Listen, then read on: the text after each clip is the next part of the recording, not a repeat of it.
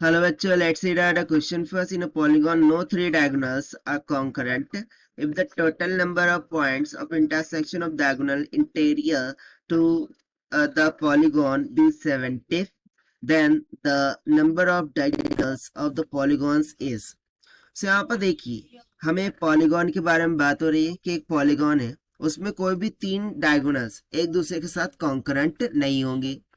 If total number of points of intersection of diagonals interior to the polygon वो कितने हो 70 के equal हो. सो हमें बताना है कि number of diagonals of the polygons कितने होंगे. ठीक है. सो देखिए सबसे पहले तो हम यहाँ पर देख लेते हैं कि की कॉन्सेप्ट को which we are going to use here for this question. So की कॉन्सेप्ट एकदम सिंपल सा है कि देखिए एन साइडेड पॉलीगॉन है. ठीक है ना, एन साइडेड पॉलीगॉन है. सो वो कुछ इस तरीके से होगा. It is varying to up to N sided polygon. So यदि मैं यहाँ पर बात कर लूँ सबसे पहले तो इंटरसेक्शन पॉइंट. सो इंटरसेक्शन पॉइंट कब मिलेगा?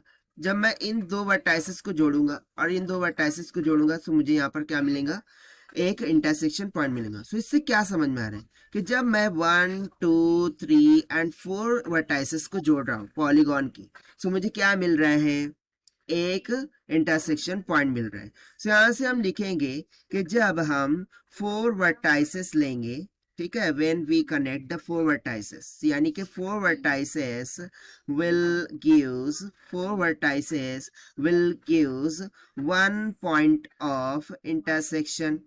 ठीक है ना, 1 पॉइंट ऑफ इंटरसेक्शन. 4 वर्टाइसेस मिलकर के हमें क्या दे देंगे? 1 पॉइंट ऑफ इंटरसेक्शन दे देंगे. सो अकॉर्डिंग टू क्वेश्चन जो नंबर ऑफ इंटरसेक्शन पॉइंट्स है वो कितने दे रखे हैं? 70.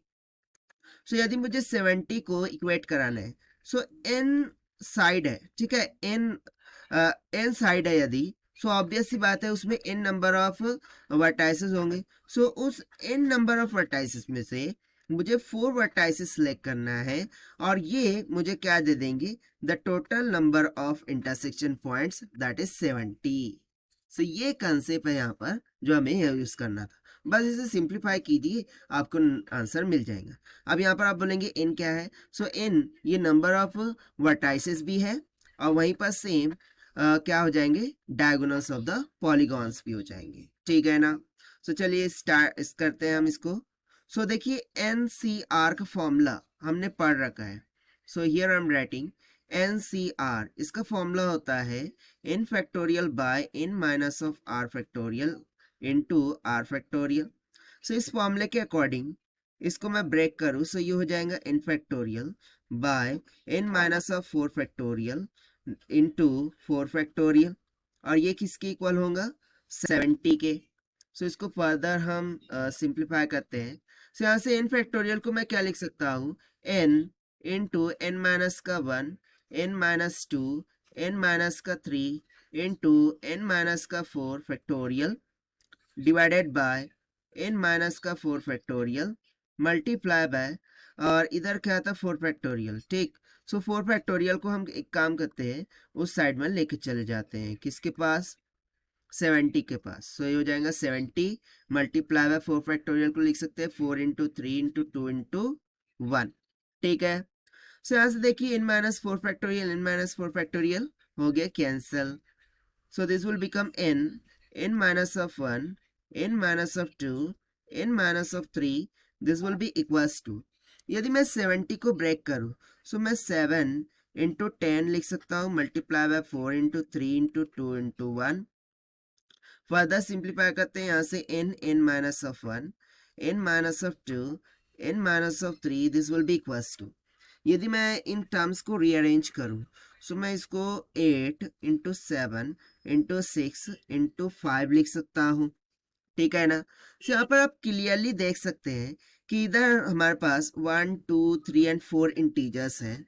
ठीक है ना, 4 कॉन्जिगेटिव इंटीजर्स हैं. सो वहीं पर अदर साइड में हमारे पास 8 7 6 5 4 कॉन्जिगेटिव क्या है? डिजिट्स के इंटीजर मल्टीपल्स हैं.